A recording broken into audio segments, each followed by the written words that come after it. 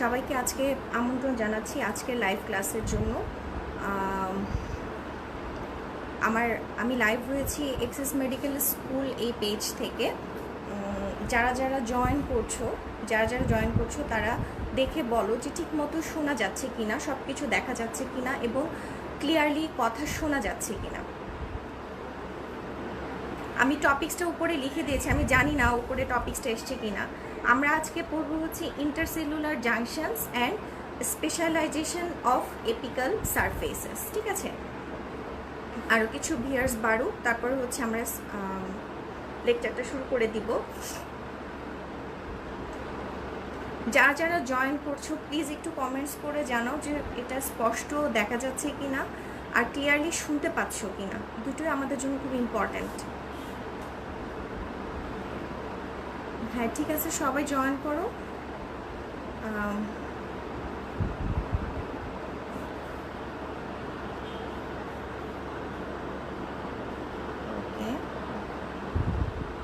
আচ্ছা, আজকের টপিকসটা আমাদের জন্য খুব ইম্পর্টেন্ট।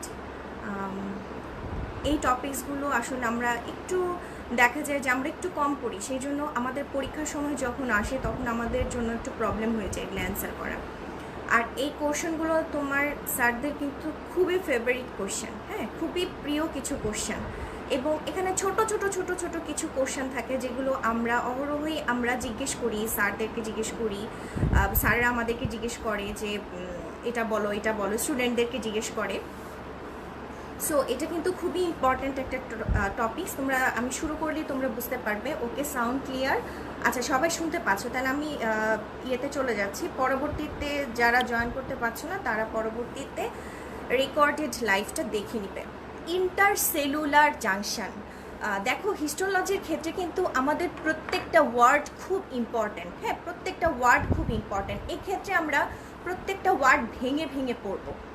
ইন্টারসেলুলার জাংশন, ইন্টারসেলুলার মানে হচ্ছে সেলের মাঝখানে, হ্যাঁ, সেলের মাঝখানে যেই জাংশনটা রয়েছে সেই জাংশনসগুলো সম্পর্কে আমরা পড়ব। তাহলে আমি যাচ্ছি নেক্সট স্লাইডে যাই। আচ্ছা, এখানে ফার্স্টে আমি একটা সংজ্ঞা দিয়েছি। এই সংজ্ঞাটা যে এভাবেই দিতে হবে দ্যাটস নট নেসেসারি। তোমরা তোমাদের পছন্দ মতো তোমরা তোমাদের সংজ্ঞা, তোমাদের ডেফিনিশন এগুলো তোমরা ব্যবহার করতে পারবে, কোনো সমস্যা নাই। ঠিক আছে, কোনো সমস্যা নেই। আমি আগে থেকে একটু বলে নিচ্ছি যে আমি হয়তো কমেন্টসগুলো এখনই নিব না, মানে নিতে পারবো না আর কি, কারণ একটা টাইমিংয়ের ব্যাপার রয়ে গেছে। ইনশাল্লাহ আমি দেখে পরবর্তীতে আমি তোমাদেরকে কমেন্ট সেকশন সবগুলো অ্যান্সার আমি দিয়ে দেওয়ার ট্রাই করব। এবং প্রিভিয়াস ক্লাসেও আমি সবার যে কোয়ারিজগুলো ছিল সবাইকে আমি ইন্ডিভিজুয়ালি কোয়ারিজের অ্যান্সারগুলো দিয়েছি। আচ্ছা, এখন দেখো ইন্টারসেলুলার জাংশন হচ্ছে সেই structures. Intercellular junctions are structures which provide adhesion and communication between cell. তার মানে হচ্ছে কি এরা তোমার অ্যাডহেশন করবে প্লাস হচ্ছে সেলের মধ্যে কমিউনিকেশনও মেনটেন করবে। আমি আগে বলে নিচ্ছি, তোমাদেরকে এই সংজ্ঞাটাই দিতে হবে, দ্যাটস নট নেসেসারি। তোমরা যেটা তোমাদের কাছে সহজ মনে হয়, ইজি মনে হয়, তোমরা সেই সংজ্ঞাটাই, সেই ডেফিনেশনটাই তোমরা এখানে ইউজ করতে পারবে। এখন দেখো আমি এখানে 3 বলেছি, 3 বললেও আসলে আমি পরবর্তীতে আমি এটাকে ভাগ করেছি। হ্যাঁ, আমরা এখানে 3টা উল্লেখ করব না, আমরা এখানে লিখবো যে different types of intercellular junction. Different types of intercellular junction. আমি একটু সময় নিচ্ছি, আমি জিনিসটা একটু কারেকশন করে দেই। আমি আর এখানে রাখবো না।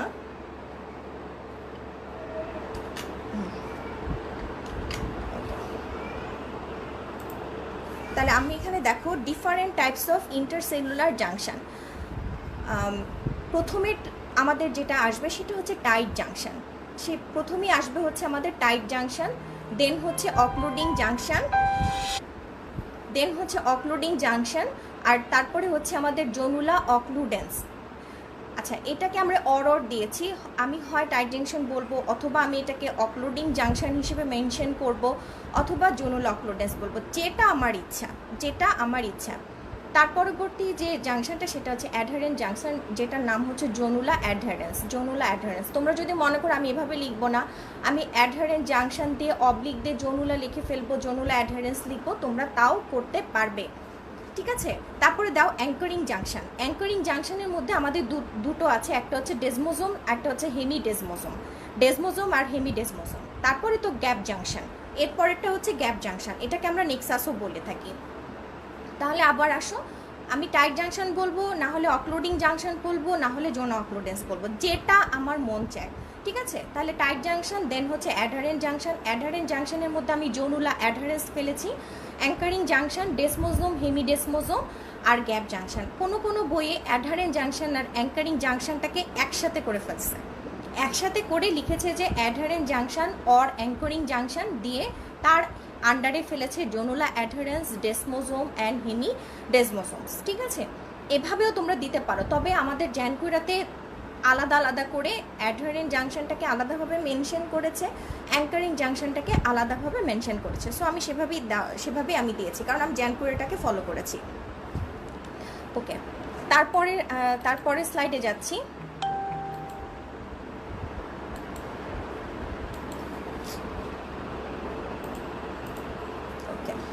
টাইট জাংশন যেটা, এই কথাটাই আবার আমি বলেছি যে this type of junction is also called zonula occludens, is also called zonula occludens. এখন তোমাদের মনে একটা প্রশ্ন জাগতে পারে, জোনুলা মানে কি? জোনুলা মানে হচ্ছে বেল্ট, হ্যাঁ বেল্ট। তাহলে আমরা বেল্ট পরি কিভাবে? আমাদের পুরো বডিটাকে কিন্তু এনসার্কেল করে আমরা বেল্টটা পরি, তাই না? তাহলে এই জোনুলা মানে হচ্ছে আমাদের বেল্ট। তাহলে this type of junction is also called zonula occludens, এবং এটা হচ্ছে কোথায় থাকবে? Most apical structure in the epithelial cell. এই লাইনটা is very very important, very very important, কারণ আমরা প্রথমেই তোমাদের কাছে জানতে চাই যে টাইট জাংশন যেটা, টাইট জাংশনটা কোথায় থাকে? এটা হচ্ছে apical, most apical structure in the epithelial cell, ঠিক আছে। তারপরে দেখো, this is a formed band of tight junction which encircle every cell. আমি একটু আগে যে কথাটা বললাম সেটাকে আমি ইংরেজি করে লিখেছি। এটা কি করে? এটা প্রত্যেকটা সার্কেলকে রাউন্ড করে, মানে ব্যান্ডের মতো সে বেঁধে রাখবে, ঠিক আছে, ব্যান্ডের মতো বেঁধে রাখবে। আচ্ছা, তারপরের স্লাইডে আমি যাই। আচ্ছা দেখো, আচ্ছা এই যে সিলটা যেটা, হ্যাঁ এই সিলটা কি দিয়ে তৈরি? এই সিলটা তৈরি হচ্ছে দুইটা ট্রান্সমেমব্রেন প্রোটিন দিয়ে, দুইটা ট্রান্সমেমব্রেন প্রোটিন দিয়ে, যেটা হচ্ছে ক্লডিন আর অক্লুডিন। ক্লডিন আর অক্লুডিন এরা কি করে? এরা হচ্ছে তোমার they limit the passage of molecules and ions through the space between the cell. তাহলে এই সিলটা যেটা, সেটা তৈরি হয়েছে আমাদের দুইটা ট্রান্সমেমব্রেন প্রোটিন দিয়ে, ক্লডিন and অক্লুডিন। They limit the passage of molecules and ions through the space between the cell. আচ্ছা, এখানে আমাদের এই প্রোটিন দুটো খুবই ইম্পর্টেন্ট, ক্লডিন অ্যান্ড অক্লুডিন, এই দুটো আমাদের মনে রাখতে হবে। এই দুটো হচ্ছে আমাদের ট্রান্সমেমব্রেন প্রোটিন। আমি একটু আসছি, আমাকে একটু সময় দাও।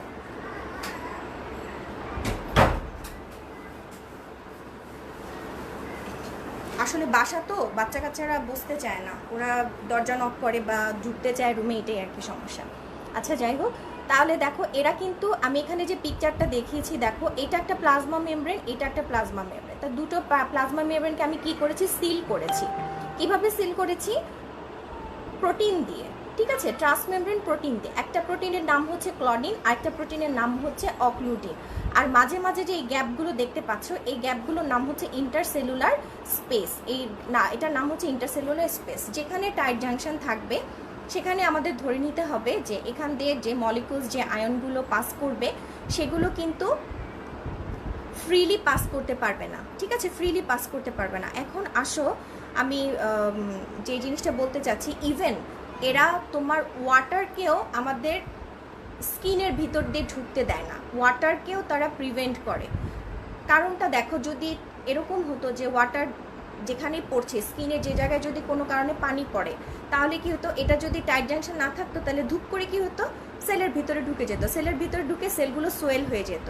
তাহলে আমরা গোসল করতে পারতাম না, হাত মুখ ধুতে পারতাম না, আমরা কোনো পানি ব্যবহার করতে পারতাম না। কিন্তু এরকম কিন্তু হয় না, তাই না? তাহলে দেখো যে তাদের ফাংশনটা হচ্ছে they limit the passage of molecules and ions through the space between the cell. আচ্ছা, তারপর আমি নেক্সট স্লাইডে যাই। এটা কোথায় কোথায় থাকে দেখো, in the lining epithelium of stomach, intestine and urinary bladder. This is the second most important thing. কারণ আমরা প্রথমেই জানতে চাই টাইট জাংশনটা সেলের কোথায় থাকে, আমরা বলবো এপিক্যাল সারফেসে। এবং আসলে এই ইন্টারসেলুলার জাংশনগুলো কোন টিস্যুতে পাওয়া যায়, কোন বেসিক টিস্যুতে পাওয়া যায়? এপিথেলিয়াল টিস্যু, মেইনলি আমরা এপিথেলিয়াল টিস্যুতেই আমরা এটা দেখতে পাই, ঠিক আছে, এপিথেলিয়াল টিস্যুতেই পাই। তাহলে দেখো, in the lining epithelium of stomach, intestine and urinary bladder. তারপরে কোথায় থাকবে? In the endothelium of capillaries of brain, eye and testis. Distribution is very very important. এটা তোমরা ডিস্ট্রিবিউশনও বলতে পারো, এক্সাম্পলও বলতে পারো, যেটা তোমাদের ইচ্ছা। আচ্ছা, তাহলে দেখো যে এটা কোথায় থাকবে? In the lining epithelium of stomach, intestine and urinary bladder. আর সেকেন্ডলি এটা থাকবে হচ্ছে in the endothelium of capillaries of brain, eye and testis. এখন তোমাদের মনে প্রশ্ন জাগতে পারে যে এখানে টাইট জাংশন থাকার সুবিধাটা কি? দেখো, ব্রেইনের ক্ষেত্রে কিন্তু আমাদের একটা বেরিয়ার আছে, এটার নাম হচ্ছে ব্লাড ব্রেইন বেরিয়ার, তাই না? Blood brain barrier. এখন মনে করো যে কোনো টক্সিন যদি এই বেরিয়ারটার মধ্যে কি থাকে, টাইট জাংশন থাকে। এখন মনে করো যে টাইট জাংশনটা ফাংশনিং না, তাহলে যে কোনো টক্সিনটা কি হয়ে যেতে পারে, আমাদের এই ব্লাড ব্রেইন বেরিয়ারটাকে ক্রস করে ধূপ করে ভিতরে ঢুকে যাবে, ব্রেইনের ভিতরে ঢুকে যাবে। তখন কি হবে? সিভিয়ার নিউরোলজিক্যাল ডিসঅর্ডার দেখা যাবে, সিভিয়ার নিউরোলজিক্যাল ডিসঅর্ডার। সেই জন্য কিন্তু আমাদের টাইট জাংশনটা ইজ ভেরি ভেরি ইম্পর্ট্যান্ট। হ্যাঁ, ভেরি ভেরি ইম্পর্ট্যান্ট। একটা জ্যানকুরেতে একটা ছক দেওয়া আছে, যে এখানে প্রথমে আমরা প্রথমে এভাবে দেওয়া আছে যেটা কোথায় থাকে, তারপরে হচ্ছে এখানে কি কি প্রোটিন থাকে, তারপর এদের সাইটোস্কেলিটনটা কি, তারপরে রয়েছে এদের ফাংশন, আর এই রিলেটেড একটা ক্লিনিক্যাল একটা অ্যানাটমি।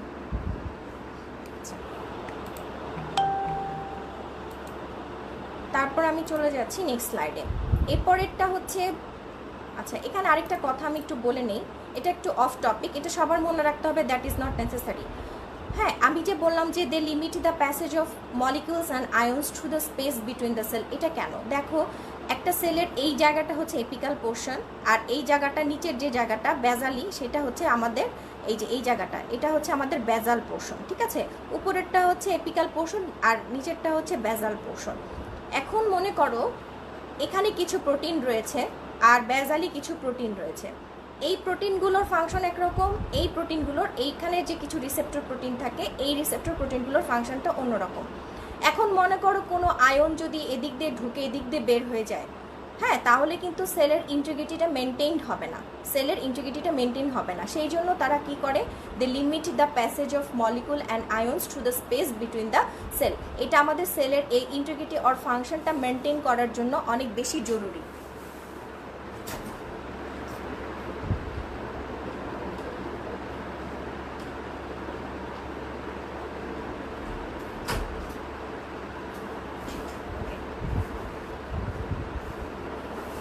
আমরা অলরেডি ইম্পর্টেন্সটা পড়ে ফেলছি যে আমাদের কেন বেশি ইম্পর্টেন্ট, আমরা ডিস্ট্রিবিউশনও পড়ছি। এখন হচ্ছে আমরা আসবো নেক্সট জাংশন, যেটা হচ্ছে অ্যাডারেন্ট জাংশন অর অ্যাঙ্কারিং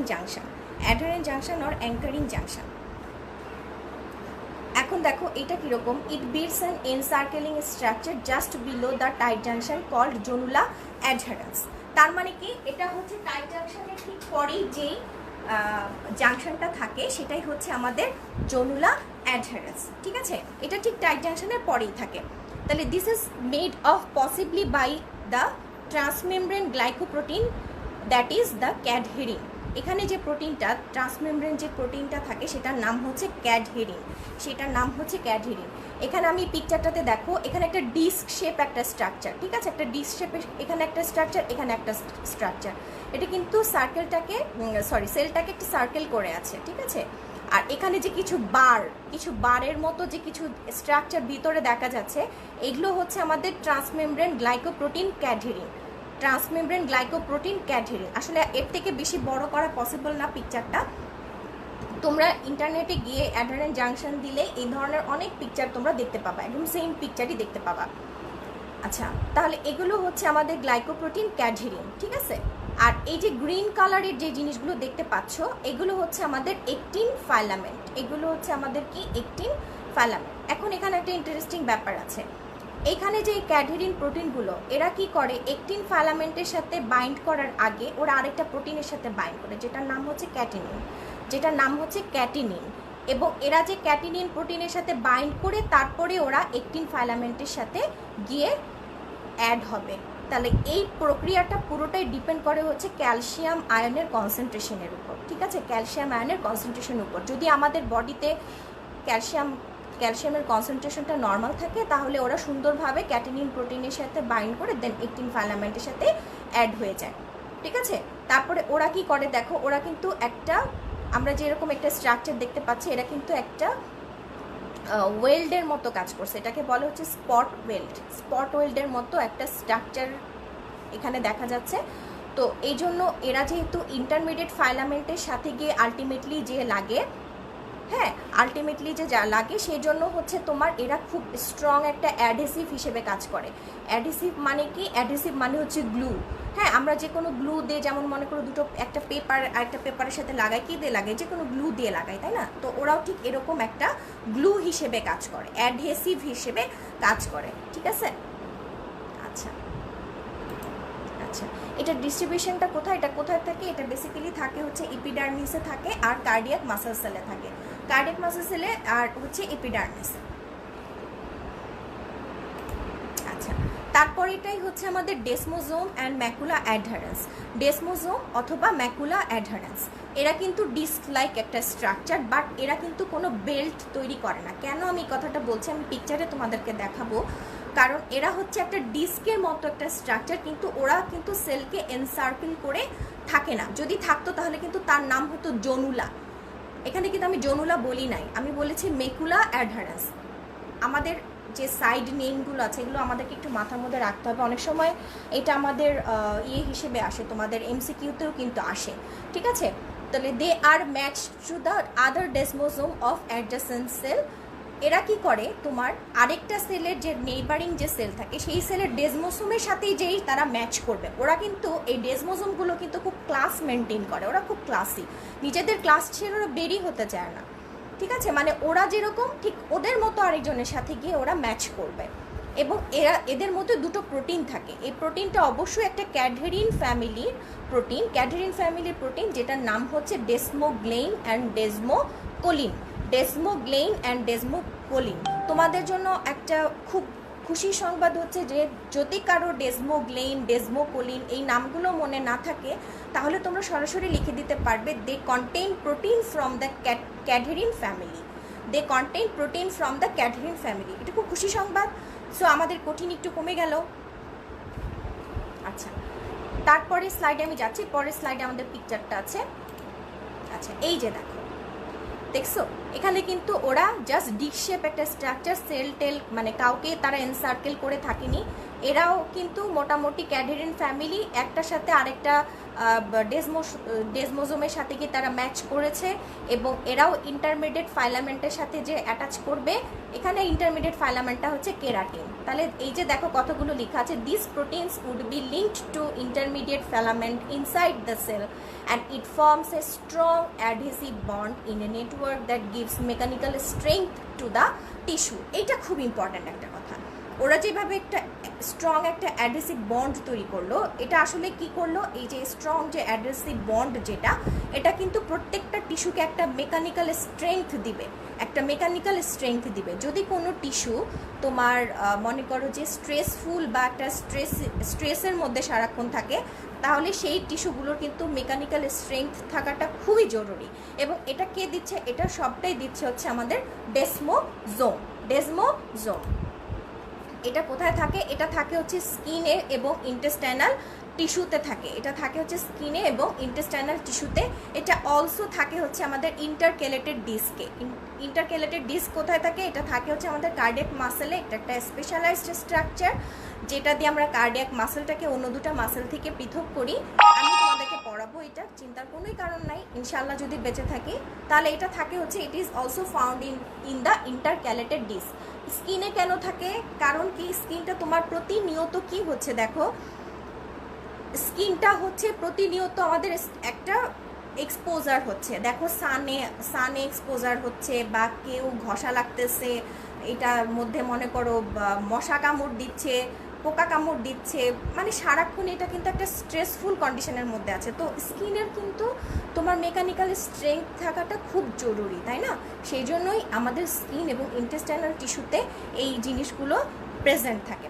এখন তোমাদের কথা থাকতে পারে বা তোমাদের একটা প্রশ্ন থাকতে পারে যে ম্যাডাম এই টিস্যুগুলোতেই কেন থাকে, অন্যগুলোতে কেন থাকে না? আমি কিন্তু প্রত্যেকটার সাথে এক্সপ্লানেশন তোমাদেরকে দিয়ে দিচ্ছি, প্রত্যেকটার সাথে। যেমন যদি বলো যে ম্যাডাম ব্রেইনে কেন টাইট জাংশন থাকে, কেন থাকে? কারণ যদি ব্রেনে টাইট জাংশন না থাকে তাহলে যে কোনো সময় তোমার যে কোনো একটা টক্সিন ভিতরে ঢুকে গিয়ে যে কোনো ধরনের নিউরোলজিক্যাল ডিসঅর্ডার তৈরি করতে পারে। কথা বোঝা যাচ্ছে? এই হচ্ছে ব্যাপার। আর ইন্টেস্টাইনের কেন, এখানে আমি একটা টক্সিন দিয়ে বোঝাই। আমাদের খুব কমন একটা কন্ডিশন যেটার নাম হচ্ছে ফুড পয়জনিং। হ্যাঁ, এখানে কি হয়, ক্লস্ট্রিডিয়াম পারফিনজেস যেটা, সেটা দিয়ে আমাদের ফুড পয়জনিং হয়। তাহলে ক্লস্ট্রিডিয়াম পারফিনজেসটা কি করে, সে গিয়ে সাথে সাথে তোমার ওইখানে যে আমাদের প্রোটিনটা আছে ক্লডিন প্রোটিন, সেই টাইট জাংশনের ক্লডিন প্রোটিনকে যায় অ্যাটাক করে। তখন কি করে, ক্লডিন প্রোটিনটা যখন অ্যাটাক হয়ে যায় তখন কিন্তু সে তার সিলিংটা ঠিকমতো করতে পারে না, ঠিক আছে? মানে সে সেলটাকে বন্ধ করতে পারে না। তখন কি হয়, প্রচুর পরিমাণে ফ্লুইড তোমার ইন্টেস্টাইনাল লুমেনে চলে আসে।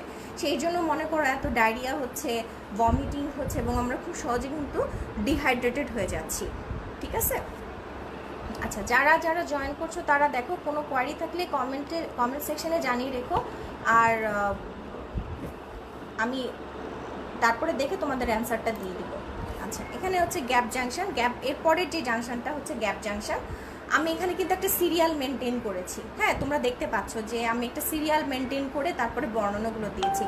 আমরা যখন বলবো তখন কিন্তু আমাদেরকে এই সিরিয়ালটা মেনটেন যদি তুমি করতে পারো তাহলে স্যারেরা বা তোমাদের এক্সামিনাররা বুঝবে যে তোমার বেসিকটা অনেক ক্লিয়ার, ঠিক আছে?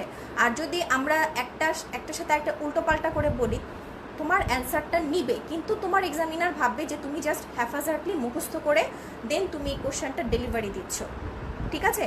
তো আমরা যদি সিরিয়াল ওয়াইজ বলি, আমি তোমাদের পিকচারটা দেখাবো যেটা আমাদের জ্যানপুরাতে আছে, আমি সেই পিকচারটা তোমাদেরকে দেখাবো। আমরা যদি সিরিয়াল ওয়াইজ বলি তাহলে হচ্ছে এটা আমাদের বেসিকটা প্রকাশ পাবে, যে আমাদের বেসিকটা মোটামুটি ক্লিয়ার। তাহলে দেখো যে গ্যাপ জাংশন যেটা, এটার গ্যাপ মানে বোঝা যেতেছে যে এইটার মধ্যে একটা গ্যাপ আছে যেটা দিয়ে তোমার বিভিন্ন ধরনের মলিকিউলস, নিউট্রিয়েন্টস, আয়ন্স সেলের ভিতরে ঢুকতে পারছে, ঠিক আছে? সেলের ভিতরে ঢুকতে পারছে। তাহলে এই গ্যাপ জাংশনটা বেসিক্যালি তৈরি হচ্ছে আমাদের এক ধরনের প্রোটিন দিয়ে যেটার নাম হচ্ছে কানেক্সিন। দে আর কম্পোজড অফ প্রোটিন নেমড কানেক্সিন, ঠিক আছে? তাহলে এই কানেক্সিনটার অনেকগুলো কানেক্সিন মিলে একটা কমপ্লেক্স তৈরি করে যেটার নাম হচ্ছে কানেক্সোন। তাহলে বেসিক্যালি হচ্ছে গ্যাপ জাংশন বা আমরা নেক্সাসও বলতে পারি, এটা হচ্ছে তোমার কম্পোজড অফ প্রোটিন নেমড কানেক্সিন, অনেকগুলো কানেক্সিন মিলে তৈরি করে হচ্ছে একটা কমপ্লেক্স যেটার নাম হচ্ছে কানেক্সোন, ঠিক আছে? কানেক্সোন। আচ্ছা, এখানে দেখো, many pairs of connexons build the main communicating channel which can be found in the lateral surfaces of an epithelial cell. হ্যাঁ, অফ অ্যান ইপিথেলিয়াল সেল। এটা বেসিক্যালি গ্যাপ জাংশনটা আমাদের ল্যাটারাল সারফেস, একটা সেলের ল্যাটারাল সারফেসেই থাকে। এই যে দেখো, এখানে এক সুন্দর করে পিকচারটা বোঝা যাচ্ছে, অনেকগুলো কানেকশন মিলে আমাদের তৈরি করছে গ্যাপ জাংশন। এখানে দেওয়া আছে যে গ্রিন কালারের যে স্ট্রাকচারটা দেখা যাচ্ছে, এগুলো হচ্ছে আমাদের কানেকশন,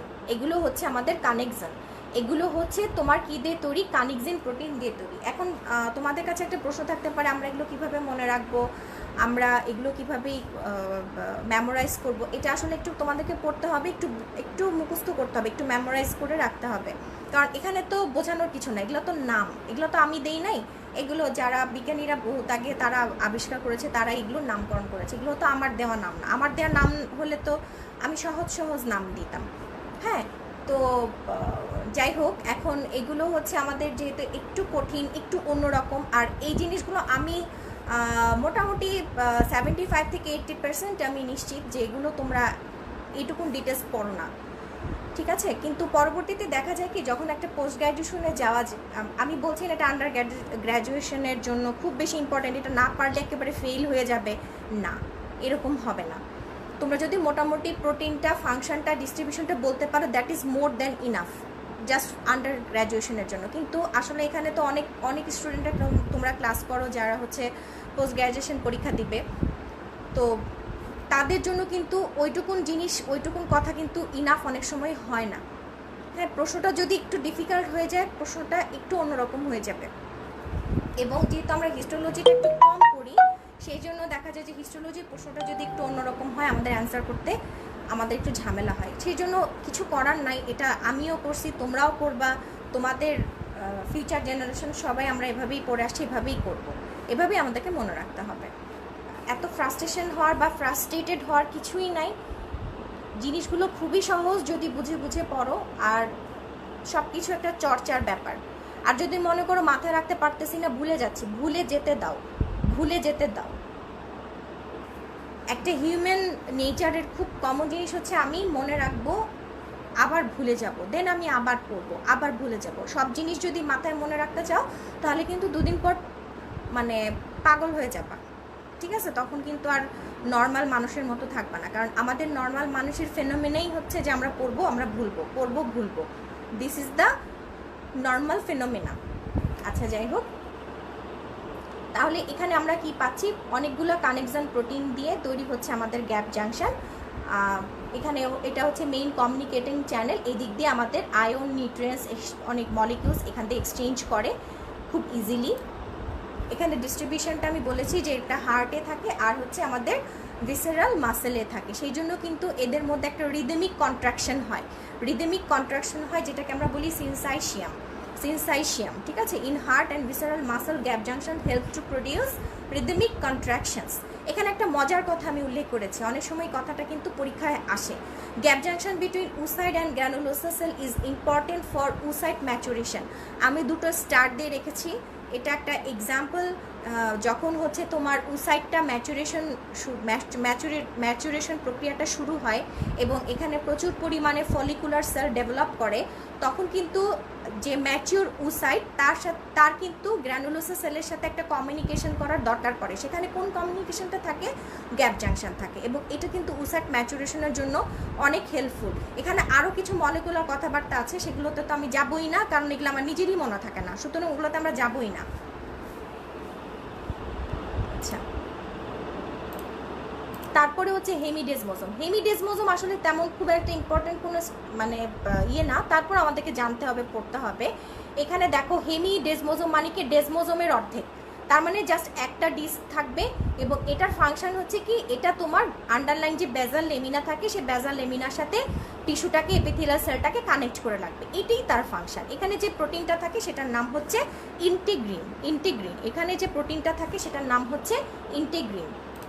আচ্ছা, এখানে আমরা একটা পিকচার দেখতে পাচ্ছি, এটা অত ক্লিয়ার হয়তো দেখা যাচ্ছে কি আমি জানি না। এখানে আমরা যেটা দেখতে পাচ্ছি, প্রথমেই হচ্ছে টাইট জাংশন, তারপরে হচ্ছে আমাদের অ্যাডহারেন্ট জাংশন, তারপরে হচ্ছে আমাদের অ্যাঙ্কারিং জাংশন। অ্যাঙ্কারিং জাংশনের মধ্যে হচ্ছে ডেসমোজোম, তারপরে আমাদের দেখো ডেসমোজোম। ডেসমোজোমের পরেই থাকে হচ্ছে গ্যাপ জাংশন, এই যে গ্যাপ জাংশন, পার্পল কালারের যে স্ট্রাকচারটা দেখতে পাচ্ছ, this is the gap junction. Then থাকে হচ্ছে হেমিডেসমোজোম। হেমিডেসমোজোম হচ্ছে ঠিক বেজাল লেমিনার উপরেই থাকে, বেজাল লেমিনার উপরেই থাকে। তাহলে উপর থেকে যদি আমি নিচের দিকে যাই, তাহলে আমি এভাবে বলবো, ফার্স্টে টাইট জাংশন, দেন অ্যাডারেন্ট জাংশন, দেন ডেসমোজোম, দেন গ্যাপ জাংশন, দেন হচ্ছে হেমিডেসমোজোম। আর যদি আমি নিচ থেকে উপরে উঠি, তাহলে hemidesmosome, gap junction, desmosome, adherent junction and tight junction.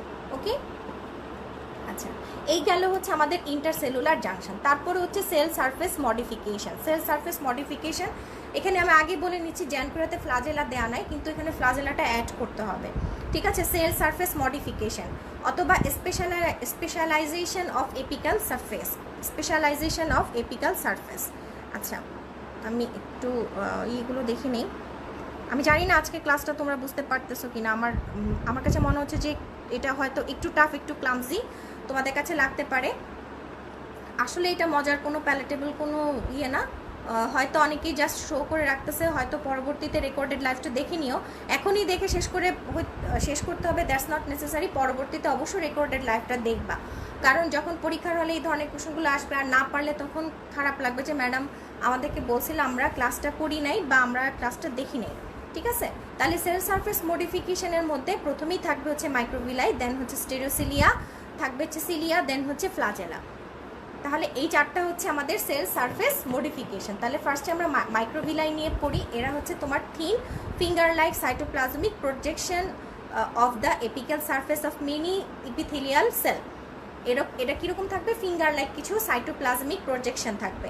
আমি কিন্তু এখানে একটা কথার মধ্যে একটু ইম্পর্টেন্ট হাইলাইট টানছি, যেটা হচ্ছে যে এটা সাইটোপ্লাজমিক প্রজেকশন। খালি কথাটা মনে রাখবা, পরবর্তীতে আমি বলবো যেটা আমাদের কেন মনে রাখতে হবে।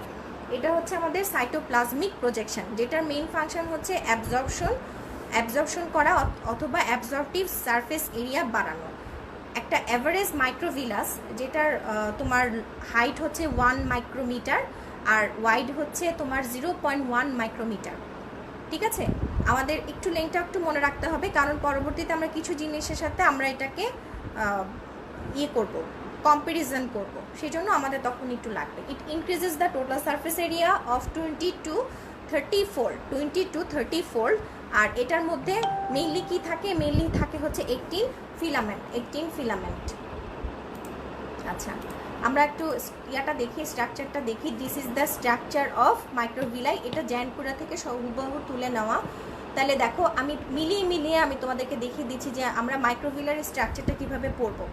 মাইক্রোভিলার স্ট্রাকচারটা বেসিক্যালি বেশি ইম্পর্টেন্ট হচ্ছে যারা পোস্ট গ্র্যাজুয়েশন পরীক্ষা দিবে তাদের জন্য, তাদের একটু ডিটেলস আসে।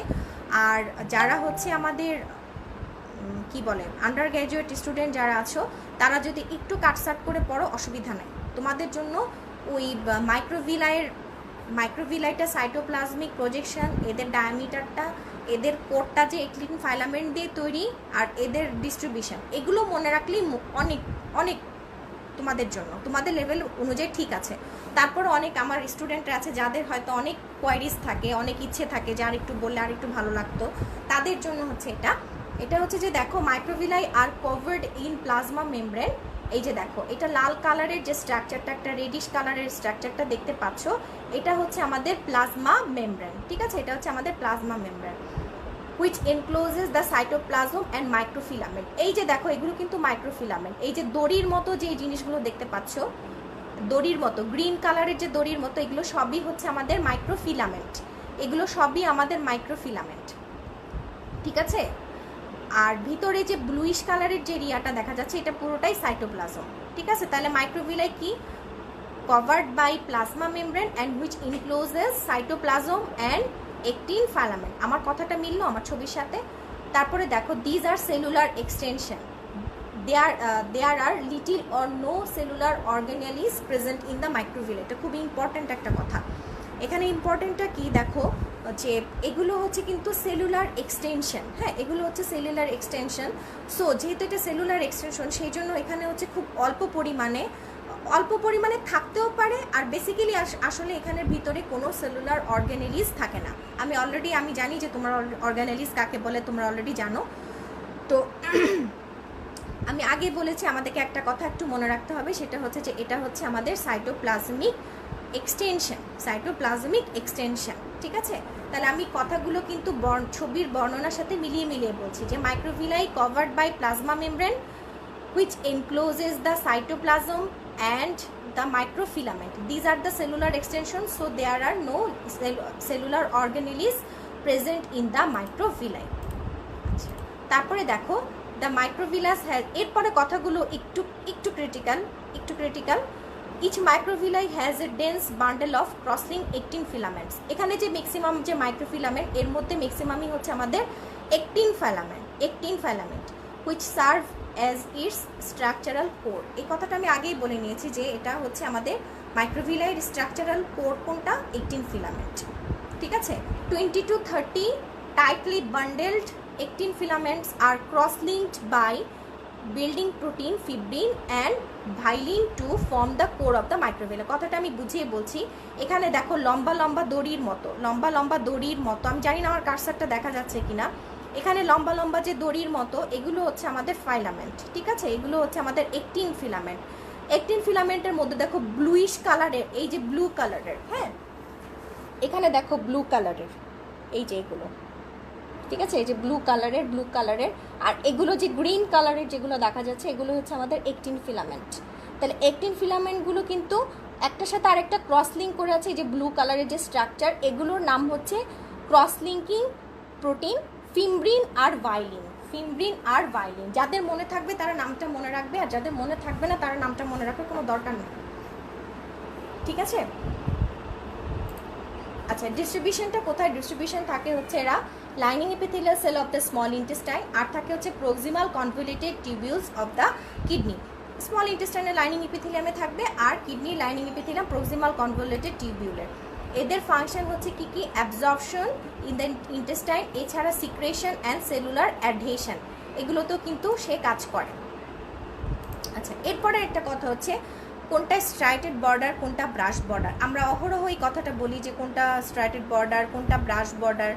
তো স্ট্রাইটেড বর্ডার হচ্ছে যখন মাইক্রোভিলাইগুলো ইন্টেস্টাইনাল সেলে থাকলেই আমরা সেই মাইক্রোভিলাইগুলোকে স্ট্রাইটেড বর্ডার বলবো, আর যখন কিডনিতে থাকবে তখন এগুলোকে আমরা বলবো হচ্ছে ব্রাশ বর্ডার। কিন্তু এগুলো কিন্তু মাইক্রোভিলাই, কিন্তু নামটা এক এক জায়গায় এক এক রকম হয়ে যায়। যখন আমরা ইন্টেস্টাইনের ক্ষেত্রে বলবো তখন আমরা বলবো মাইক্রোভিলাই, আর যখন আমরা কিডনির ক্ষেত্রে যাব তখন আমরা এটাকে বলবো হচ্ছে ব্রাশ বর্ডার। আমি এখানে ভিলাই আর মাইক্রোভিলাইটা দেখিয়েছি, ভিলাই আর মাইক্রোভিলাই। তাহলে ভিলাই আর মাইক্রোভিলাইয়ের মধ্যে পার্থক্য কি? এটা অনেক সময় আমাদেরকে জিজ্ঞেস করে যে ভিলাই আর মাইক্রোভিলাইয়ের মধ্যে পার্থক্য কি। ভিলাইগুলো হচ্ছে তোমার মিউকাস মেমব্রেনের প্রজেকশন, ভিলাইগুলো হচ্ছে মিউকাস মেমব্রেনের প্রজেকশন, সুতরাং এখানে মিউকোসা সাবমিউকোসা সবই থাকবে, ঠিক আছে। তাহলে ভিলাইগুলো হচ্ছে মিউকাস মেমব্রেনের প্রজেকশন, আর মাইক্রোভিলাইগুলো হচ্ছে শুধুমাত্র অনলি সাইটোপ্লাজমের এক্সটেনশন। তাহলে আর ভিলাইগুলো হচ্ছে অনেক লম্বা থাকবে তুলনামূলক মাইক্রোভিলাই থেকে, ঠিক আছে। ভিলাই আর মোর টলার দ্যান মাইক্রোভিলাই, এই দুটোই হচ্ছে মেইনলি ফাংশন। আর ভিলাইগুলো আসলে এদের মেইন ফাংশনটা হচ্ছে অ্যাবজর্পটিভ এরিয়া বাড়ানো, আর মাইক্রোভিলাইগুলো অ্যাবজর্পশন তো করে, তার সাথে সে কিন্তু সেলুলার অ্যাডেশন করছে, সিক্রেশন করছে, এগুলো কিন্তু তার ফাংশনের মধ্যে আছে। আচ্ছা, এটা হচ্ছে ভিলাই মাইক্রোভিলাই, এটা আমি ইন্টারনেট থেকে ডাউনলোড করে নিয়েছি। এখানে দেখো তারপরের স্ট্রাকচারটাই হচ্ছে স্টেরিওসিলিয়া, ঠিক আছে। স্টেরিওসিলিয়াগুলো হচ্ছে কি? এরা হচ্ছে মাচ লঙ্গার দেন মাইক্রোভিলাই। এখানে আমি স্ট্রাকচারে যাইনি কেন? কারণ স্টেরিওসিলিয়ার স্ট্রাকচার আর মাইক্রোভিলার স্ট্রাকচার মোটামুটি সেম, সেই জন্য আমরা স্টেরিওসিলিয়ার ক্ষেত্রে আর আলাদা করে স্ট্রাকচারটা পড়বো না। তাহলে হচ্ছে stereocilia are typically much longer than microvilli. এরা হচ্ছে তোমার less motile than microvilli and diameter is similar to the microvilli. তাছাড়া এদের মধ্যে কি ডিস্টাল ব্রাঞ্চিং দেখা যায়, may show distal branching along their length. তাহলে পার্থক্য যদি আমাদেরকে জিজ্ঞেস করে মাইক্রোভিলাইয়ের সাথে স্টেরিওসিলিয়ার পার্থক্য কি, তাহলে এটা আমরা বলবো যে এরা হচ্ছে মাইক্রোভিলাইয়ের থেকে অনেক বেশি লম্বা এবং লেস মোটাইল, ঠিক আছে। Much longer and less motile, ডায়ামিটারটা মোর অর লেস সিমিলার, আর এদের মধ্যে ডিস্টাল ব্রাঞ্চিং থাকে, ডিস্টাল ব্রাঞ্চিং শো করে এরা। আর এদের ফাংশনটা সেটা হচ্ছে যে এটা একটু ইম্পর্টেন্ট আমাদের জন্য, যে এটা বেসিক্যালি সেলের সারফেস এরিয়া বাড়ায়, অ্যাবজর্পটিভ সারফেস এরিয়াই বাড়ায়, and facilitating the absorption and specialized stereocilia with a motion detecting function are very important component of inner ear sensory cell. কিছু স্পেশালাইজড স্টেরিওসিলিয়া আছে যেটা আমাদের ইনার ইয়ারে থাকে, ওরা কি করে? মোশন ডিটেক্ট করতে পারে, এবং এর জন্য হচ্ছে আমাদের ব্যালেন্সটাকেও কিন্তু এরা মেনটেন করে। স্টেরিওসিলিয়া, তাহলে প্রথমে ছিল মাইক্রোভিলাই, দেন হচ্ছে স্টেরিওসিলিয়ার ডিস্ট্রিবিউশনটা দেখো, এটা কিন্তু আমাদের মেল রিপ্রোডাক্টিভ সিস্টেমের এপিথেলিয়াল লাইনিংয়ে বেশি পাওয়া যায়। Epithelial cell lining the epididymis and the proximal part of the ductus deferens or vas deferens. আর থাকবে হচ্ছে inner ear sensory hair cell. এই দুটো জায়গায় আমরা স্টেরিওসিলিয়া পাচ্ছি। আর আন্ডার মাইক্রোস্কোপ ঠিক এরকম একটা আমরা এই যে ছোট ছোট যে স্ট্রাকচারটা দেখতে পাচ্ছ, আমার একদম ক্লিয়ার দেখা যাচ্ছে আমার মনে হচ্ছে, এগুলো হচ্ছে আমাদের স্টেরিওসিলিয়া, ঠিক আছে। এগুলো হচ্ছে স্টেরিওসিলিয়া। দেখো এটা কিন্তু সুন্দর একটা পার্পল কালার এটা নিয়েছে, পার্পলিশ ব্লু বলি আমরা। তাহলে এগুলো হচ্ছে চিকন চিকন যে স্ট্রাকচারগুলো দেখা যাচ্ছে, এগুলো হচ্ছে আমাদের সব স্টেরিওসিলিয়া। আচ্ছা, এরপরে হচ্ছে আমাদের সিলিয়া। সিলিয়াটা হচ্ছে কি, এখানে দেখো আমি একটা সিলিয়ার পিকচার দিয়েছি। এখানে যে এই যে এখানে সুতোর মতো যে চিকন চিকন যে স্ট্রাকচারগুলো চারদিকে দেখা যাচ্ছে সেগুলোই হচ্ছে আমাদের সিলিয়া। সিলিয়াগুলো হচ্ছে আমাদের long motile projecting structures on the apical surface of many epithelial cell. হ্যাঁ, এরা হচ্ছে তোমার প্রথমে long then motile projecting structures on the apical surface of many epithelial cell. কোথায় কোথায় আমরা পাবো? এটা পাবো হচ্ছে রেসপিরেটরি ট্র্যাক্টে আর হচ্ছে ইউটেরাইন টিউব অর ওভিডাক্টে। তাহলে ওভিডাক্টের লাইনিং এপিথেলিয়াম হচ্ছে সিলিয়াটেড সিম্পল কলামনার এপিথেলিয়াম, তাই না? আর it shows a rapid beating pattern of movements. এটা হচ্ছে কীরকম মুভমেন্ট দেখাবে? বিটিং প্যাটার্ন অফ মুভমেন্টস, ঠিক আছে?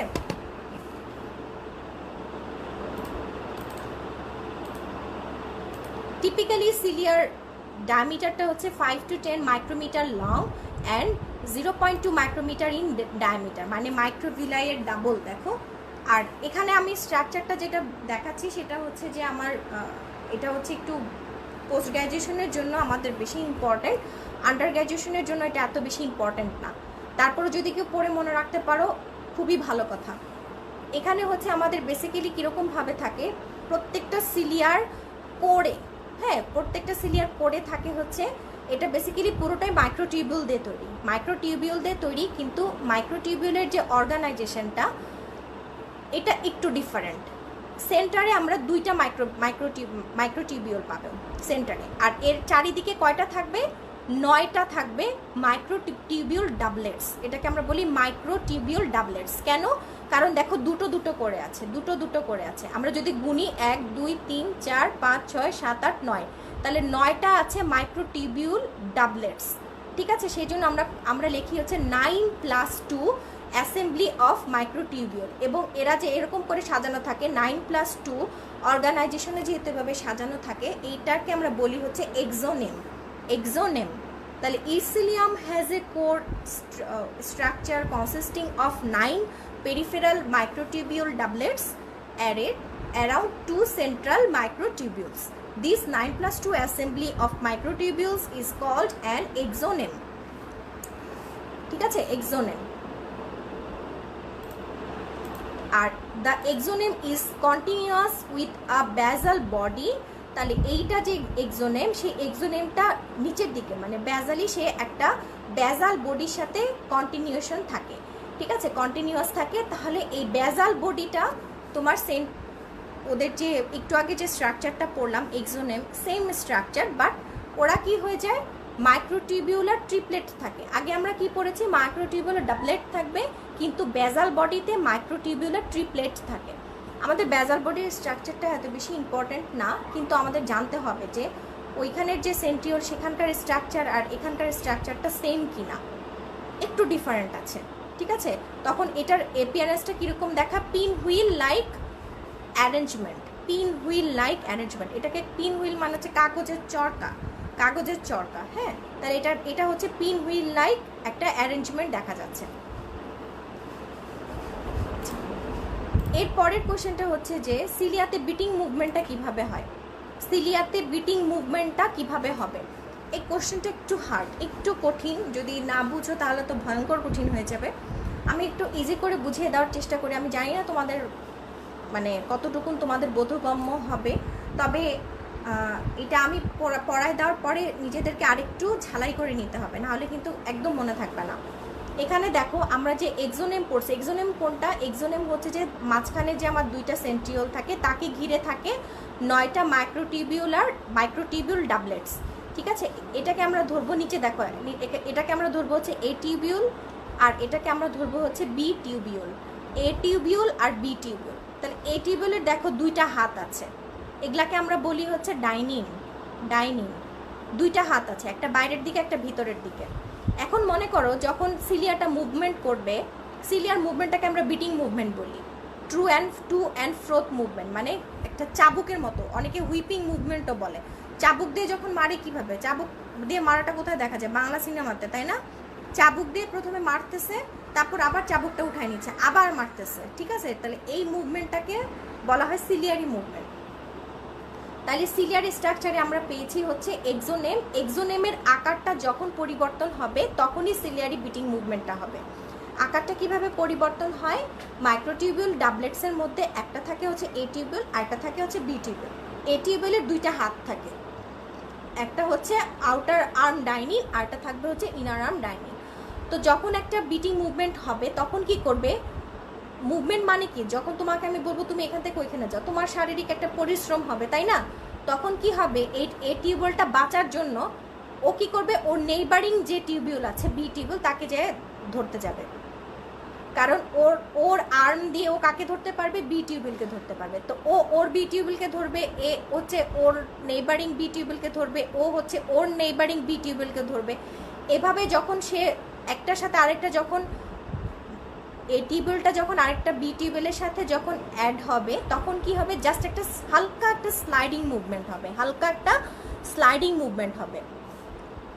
এই স্লাইডিং মুভমেন্টটা কেন হবে, হালকা স্লাইডিং মুভমেন্টটা, কারণ তাদের মাঝখানে দেখো একটা নেক্সিন নামে একটা প্রোটিন আছে, নেক্সিন নামে একটা ক্রসলিঙ্ক প্রোটিন আছে। এই নেক্সিনের কারণে কিন্তু ওরা স্ট্রাকচারটা নষ্ট হয়ে যায় না, জাস্ট এইটার উপরে এইটা উঠে যায়, একটা স্লাইডিং মুভমেন্ট হয়। এই স্লাইডিং মুভমেন্টটা হয় যখন, তখনই সেটাকে আমরা বলি হচ্ছে বেন্ডিং মুভমেন্ট। মানে যখনই স্লাইডিং মুভমেন্টটা হবে তখনই এক্সোনেমটাকে দেখে মনে হবে যে সামান্য একটু বেন্ড হয়ে আছে, সামান্য একটু বেন্ড হয়ে আছে। তাহলে কি হলো, স্ট্রাকচারের এক্সোনেমের স্ট্রাকচারটা চেঞ্জ হলো, তাহলে এই চেঞ্জিংয়ের কারণেই হবে হচ্ছে আমাদের সিলিয়ারি মুভমেন্ট। ঠিক আছে, এটাকে একটু নিজের চোখে ভিজুয়ালাইজ করে নিতে হবে, একটু ভিজুয়ালাইজ না করলে এটা কখনোই অ্যান্সার করতে পারবে না। আর সিলিয়ারি মুভমেন্ট কেন হয়, বিটিং মুভমেন্ট কেন হয়, এটার অ্যান্সারটা এইভাবেই দিতে হবে। এটার অ্যান্সারটা মেইনভাবে লিখতে হবে যে এক্সোনেমের যখন স্ট্রাকচারের কোনো পরিবর্তন হয় তখনই হচ্ছে আমাদের এই বিটিং মুভমেন্টটা হবে। ঠিক আছে, ciliary movement involves a repeat series of changes in the shape of the exonem.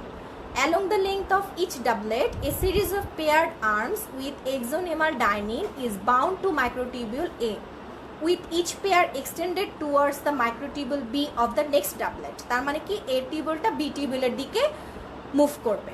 ঠিক আছে, when activated by ATP, dining arms briefly bind to the neighboring microtubule and the doublets slide past each other slightly. This sliding motion is restricted by nexin, a crosslink between the doublets, causing the exonem to bend. A repeat succession of this movement along the exonem produces ciliary motion. Ciliary motion. ঠিক আছে, তা আমার মনে হয় যে যারা বুঝো নাই তারা রেকর্ডেড লাইভটা আবার একটু দেখে নিবা, যে এখানে মুভমেন্টটা কিভাবে বলেছি, আর নিজের চোখের সামনে একটু ভিজুয়ালাইজ করতে হবে, কিছু করার নাই। ঠিক আছে, তারপর হচ্ছে ফ্লাজেলা। ফ্লাজেলা হচ্ছে কি, এটা হচ্ছে লং একটা, এই যে দেখো লং সিঙ্গেল, ইয়া যেমন অনেকগুলো ছিল, সিলিয়া অনেকগুলো ছিল, এখানে আমরা একটা সিঙ্গেল ফ্লাজেলা দেখতে পাচ্ছি। একটা সেলের জন্য খুব বেশি হলে 1 থেকে 8টা থাকে, এক একটা সেলের জন্য 1 থেকে 8টা ফ্লাজেলা থাকে। ঠিক আছে, তাহলে long single membrane extension which is supported by microtubule. এইটার স্ট্রাকচার আর কি সিলিয়ার স্ট্রাকচার একদম সেম। দেখো ছবিটাও কিন্তু সেম, নিচের স্ট্রাকচারের ছবিটাও কিন্তু সেম, বাট পার্থক্যটা কি, it is much more longer than the cilia and found in the sperm cell. এটা কিন্তু স্পার্ম সেলে পাওয়া যায়। আর এটা কি করে, it provides the sperm tail motility to propel the sperm. ঠিক আছে, এটা হচ্ছে ফ্লাজেলার কাজ। ওকে, এখানে আমি একটা মুভমেন্ট দেখিয়েছি, এখানে দেখো ফ্লাজেলার যে মুভমেন্ট, এটা একটা সার্কুলার মুভমেন্ট। এই যে এই অ্যারোটা দেখো, এটা কিন্তু সার্কুলার মুভমেন্ট। ঠিক আছে, এটা সার্কুলার মুভমেন্ট, অথবা এটাকে আমরা প্রোপেলার লাইক মোশনও বলি। আর সিলিয়ার মুভমেন্টটা দেখো ব্যাক অ্যান্ড ফ্রোথ বিটিং, মানে একবার এদিকে যাবে আবার একবার এদিকে আসবে, একবার এদিকে যাবে আর একবার এদিকে আসবে। ঠিক আছে, একবার সামনে যাবে আবার পিছনে আসবে, একবার সামনে যাবে আবার পিছনে আসবে, তাহলে back and forth beating movement. Okay, এটা হচ্ছে the end of the slide. আজকে আমরা অনেক, মানে কি বলবো, আমরা একটু অল্প সময়ে অনেক কিছু আমরা পড়ে ফেলেছি কিন্তু। হ্যাঁ, আমি স্লাইডগুলো আবার একটা জাস্ট রিপিট করবো এক নজর। সো আমি জানি না আজকে কারা দেখেছো, আমার কাছে মনে হচ্ছে ভিউয়ার্স অনেক কম। হয়তো টপিক্সটা কারো পছন্দ হয় নাই, পছন্দ হওয়ার মতো টপিক্সও না। আস্তে আস্তে হিস্টোলজি ক্লাসের ভিউয়ার্স অনেক কমে যাবে, কারণ হিস্টোলজি কেউ পড়তে চায় না। সো যারা পড়বে না তারা লুজার হবে, আর যারা পড়বে তারা গেইনার হবে। আচ্ছা যাই হোক, যার ইচ্ছা পড়বে, যার ইচ্ছা পড়বে না। তাহলে ইন্টারসেলুলার জাংশন, আর যেহেতু লাইফটা রেকর্ডেড অবস্থায় থেকে যাবে, সো তোমরা কিন্তু ইজিলি আবার স্লাইডগুলো যেহেতু খুব ক্লিয়ার, আজকে স্লাইডগুলো আমার কাছে মনে হয়েছে ক্লিয়ার, এবং তোমরা সবাই হয়তো এটাকে সুন্দর করে দেখতে পেরেছো। পরবর্তীতে তোমরা এখান থেকে তোমাদের যে জিনিসগুলো নোট ডাউন করার দরকার তোমরা নোট ডাউন করে নিবে, কারণ মানে স্লাইডগুলো আসলে আমি স্লাইডগুলো দেই না, এটা তোমাদেরকে এইভাবে ম্যানেজ করে নিতে হবে, ঠিক আছে?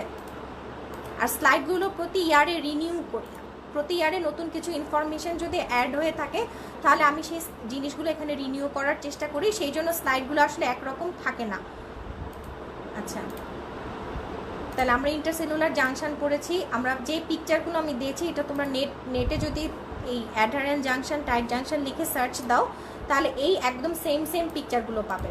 আমি আলাদা করে দেখাবো দেখে আমি ইন্টারনেট থেকে ডাউনলোড করে নিয়েছি, বাট তোমরা এভাবে আলাদা করে দেখাবা না, ঠিক আছে? আলাদা করে দেখাবা না, তোমরা একেবারে এই কোশ্চেনটার অ্যান্সার করে একেবারে যে জ্যানকুইরার যে ছবিটা, জ্যানকুইরার ছবিটা দিয়ে দিবা। তোমাদের জন্য জ্যানকুইরার ছবিটাই হচ্ছে ইম্পর্ট্যান্ট। আমি যেহেতু তোমাদেরকে বোঝাবো সেই জন্য আমি আলাদা করে ভাগ করে নিয়েছি।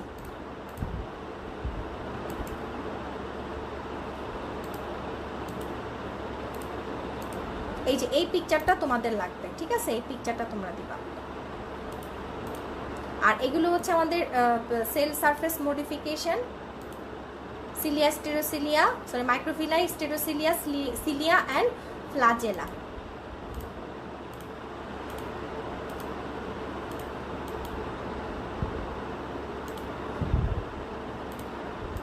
আমি এখানে যেটুকুন পড়েছি এগুলা প্রত্যেকটা খুবই ইম্পর্টেন্ট। আর সিলিয়া ফ্লাজেলার যে স্ট্রাকচারগুলো আছে সেগুলো যদি কেউ মনে রাখতে না পারো, আন্ডার গ্র্যাজুয়েশন লেভেলে কোনো অসুবিধা নাই, যেটুকুন মনে থাকে সেটুকুনই পড়বা। তবে মেন কথাগুলো কিন্তু আমি হাইলাইট করে দিয়েছি, সেই কথাগুলো ভোলা যাবে না। হ্যাঁ, সেই কথাগুলো ভোলা যাবে না।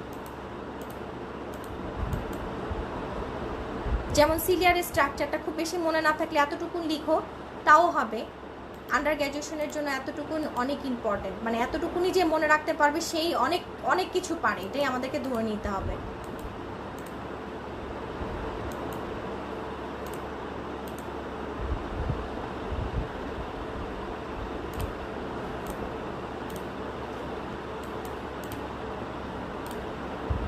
ওকে, যারা দেখো নাই তারা হচ্ছে রেকর্ডেড লাইভ দেখে নিবা। ওকে, নেক্সট হচ্ছে আমরা নেক্সট মঙ্গলবার আমরা কানেকটিভ টিস্যু শুরু করব।